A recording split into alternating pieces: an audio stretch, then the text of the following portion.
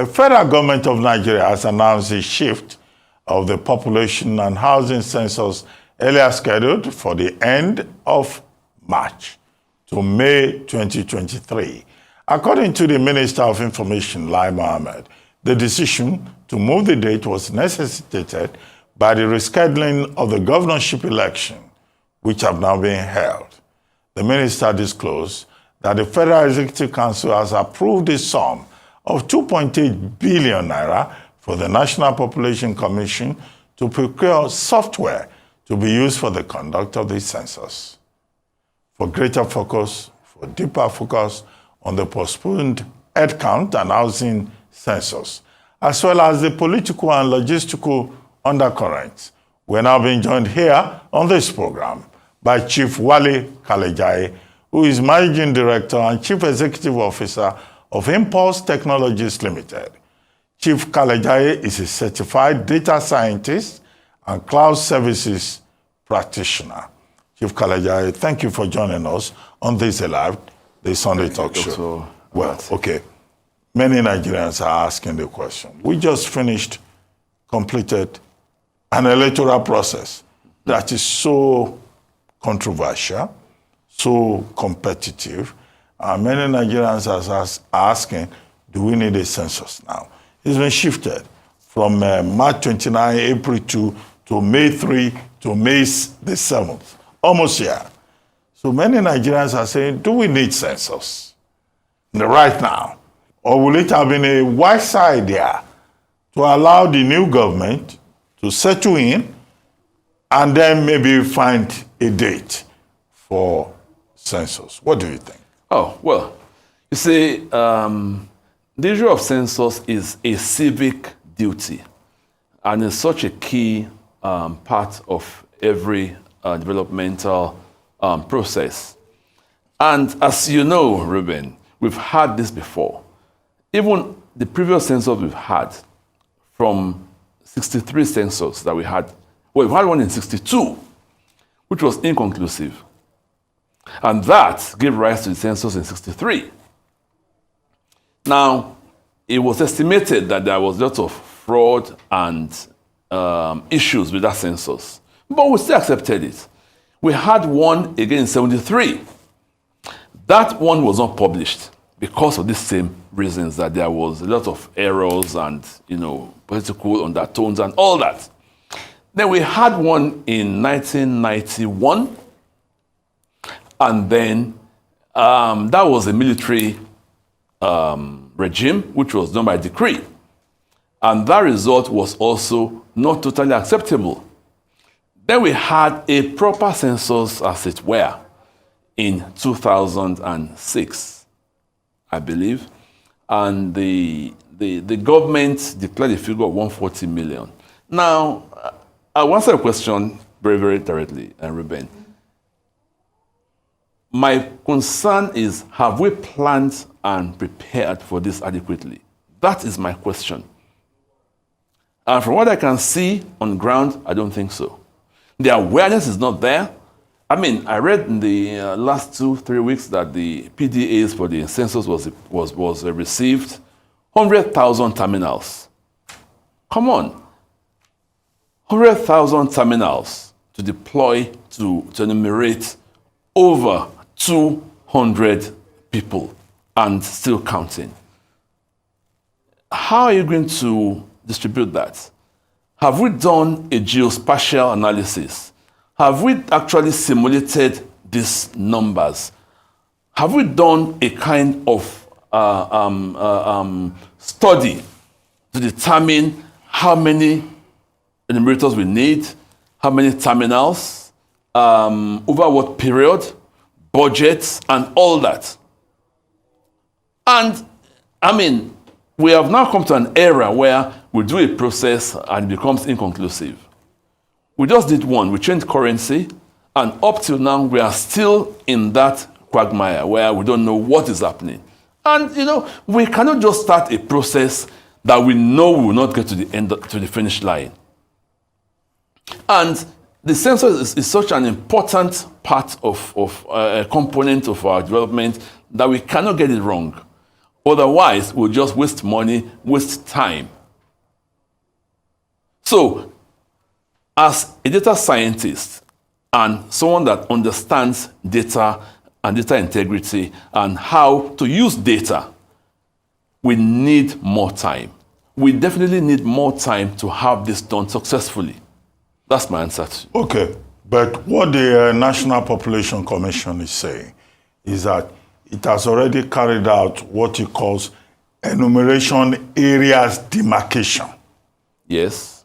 Across the country, 774 local governments. The only places where it has problems is in Abadan local government area in Borno State, and also Benengwari in Kaduna State, and some localities in Zamfara State. But as it has done this enumeration demarcation areas, the National Population Commission of Nigeria also claims that it has been able to get the National Orientation Agency to inform Nigerians and do that. Maybe, you don't think that there's been enough in terms of informing and mobilizing Nigerians. And then more importantly, it says it needs about 896 billion yes. Naira to be able to do this. The question is, where is that money going to come from? And the MPC has also made it clear that it's expecting some money from the European Union. Correct. That the Nigerian government will provide some money. The European Union will also provide part of the money. So this is their argument. They say they are ready. But the bigger question is, will the money come? Are the Nigerian people ready? Right, Ruben, I've had this before. Yakubu, the INEC boss, told us a few months ago, we are ready. We're going to deploy the device to count results of election from polling units. He said that on video. I repeated that several times, that don't worry, everything is covered, election, we are ready, nothing will be left undone. What happened? So that answers your question. I can see the same thing happening with this census. Now, let me ask a question. How much enlightenment campaign and public awareness has been created? Now, before you can get reliable data, before you can get people to actually come out to get counted and their properties and things and all that enumerated, you need to actually set up yourself as, look, this information is for your own good. And you must tell them why, which is most important. Before any census is done, you must have what is called post-enumeration survey. And you must also have a lot of enlightenment workshops in different languages, localities. I haven't seen any. I mean, I have asked in the rural areas if people have come there, any campaign, any awareness, none. Now, that tells you what data you're going to get. They're going to just come, count in the areas that are easily accessible, and give us a figure. And that is what we want to avoid. We cannot run a country like this. It is irresponsible of us to have a country of this size and don't have data, don't have concise data to work with. How can we develop? And let me also tell you this, Ruben, data is the new oil. I like saying that anywhere you go. Data is the new oil. And we must tap into it. In Europe now, people sell data. Data, you have data mines. People sell data. It's become another source of income. But we are not using ours. We don't even have data. So this is so important. If you don't sensitize the people properly, that tells you the kind of data you're going to get. People are going to get scared and say, oh, you want to tax us. They want to have a tab on my life. They want to know how many houses I have and all that. And because of that, they will shy away from this process. Okay, but Chief, look, the main argument of the National Population Commission is that the last time we conducted census was 17 years ago. We've been using United Nations estimates. Yes. to arrive at the number of maybe 212 million Yes. that we say is the population of Nigeria. And they are saying 17 years later, Nigeria should conduct a census. And they say that, look, we're going to use technology this time around. They've been boasting about technology, that this will be a technologically driven process. They are also saying that this will be a green census. Yes. I don't know what that means. And that green census, technologically driven census, that skeptics like you should give them the benefit of the doubt. And that, 3 days, 4 days, they will be able to fix it. We are just coming out of an election that promised us the same thing. So how do you want to convince me? We had this promise, on paper and on video. It didn't happen. And more so, we are now talking of 220 million people or more. So the process here will be far more invasive, much more involving than the election we just had. So why it's so important we get this right is that we're working on guesswork for the past 17 years or more. And we're about to start on that guesswork. Well, what I expect the NPC to do at this stage is to tell us how much awareness campaign they have done. How many, I'll give you an instance. The last 1 week, their site has been down. The website of NPC has been down. You can't access their website. Does that show reliability? I don't think so. So they should tell us what they have done. And we that are experts in data analysis and analytics will assist with information. We'll tell you, okay, let's go this. We can volunteer information. I mean, it's no big deal.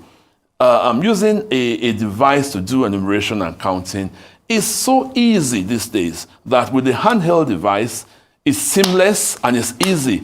But the question is that, one, how much training have the guys been given? Secondly, how will it go around? I mean, if you ask me, a simple iPad will do the job. And you can easily get a lot of iPads easily because all you want to do is to set up an API and have a back-end software and a front end. That is it. So any iPad, even a handheld device, can do this job. So far you have the right security in place, you have an end-to-end encryption and all that in place, it will be done. I mean, India does their census almost every 10 years. India is probably times 9 or times 8 of our population. And we have similar circumstances. So why will ours be such a difficult task all the time? That's the question I want to ask. Okay, you referred to that earlier by quoting the 1962 census, Yes. 1963 census, 1973, 1991, and then 2006. But this National Population Commission that we have now is saying, no, the situation now is different. Ethnicity and religion had always been the problems in the past, majorly. Okay? This time around, MPC of Nigeria is saying ethnicity and religion will not be any of the matters in this enumeration process. Do you think that that gives, a ray of hope, a window of opportunity to have a proper census for the first time? Thank you for that question. I don't see ethnicity and religion as a big problem this time around. So long as you come out sincerely and let people know why you are doing this process. And that is why it's important to sensitize them adequately before you start the census.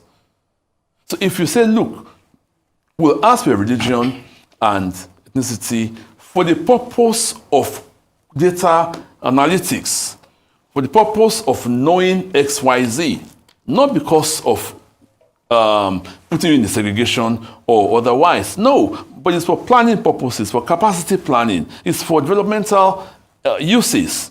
If we inform them ahead of time, I'm sure it will not be like that. But my only concern, which I can share with you, is that this census, if it's done properly, it will now reveal a lot of misgivings ab initio. That, I think, is an area of concern. Okay, but a bigger area of concern will probably be trust. Many Nigerians no longer trust the Nigerian system. They've gone through an electoral process. They say, oh, INEC is a problem. Security is a problem. They don't even trust the judiciary. What gives you the hope that Nigerians will trust the National Population Commission on the back of a disputed electoral outcome to trust that National Population Commission will do a proper census? That will be different from all the misgivings, that we've established misgivings okay. about census. Now, I also have that same doubt. Even I have those doubts. But on the lighter side, we should let people know that you can actually make money from this census. You can make money from data. Businessmen can actually sell more products when there is data available. Once you do a proper election, you can say, look, apart from the issue of developmental uses, infrastructural development and all that, people can now come to us and buy data. You can say, okay, I want to have a factory selling filling bottles in Agbara or somewhere. Now, you can ask for the demography and the kind of sub-level information for that kind of business. So you can target and focus your advert campaign on that region. So people can still earn money from this census, from other areas. Taxes will be increased, revenue will be improved. You can then hinge that on better roads, because now government will know how many cars are actually on the roads. They will know how many of them are paying taxes. They will know who is dodging and who is not. So it goes all the way. And we should give ourselves benefits. Again, even though we've been treated the other way before, but if we carry on with the mistrust, it will not end. So, but what I would ask, or what I would beg, is that we should hold the NPC people accountable. And let's say, okay, you know what? You promised us a credible census. You promised to use PDAs, geospatial information you receive. You promised to do proper demographic studies, and this, and that, and that, and that. If you don't, what happens? Okay, we'll see what happens. But the point is very clear. We need data for development. Planning without data is regressive. Planning with data will result in opportunities, economic growth, and all of that. Thank you very much, Chief Wale Kalejaiye, certified data scientist and cloud services practitioner, for joining us on the Sunday talk show, This Is Live.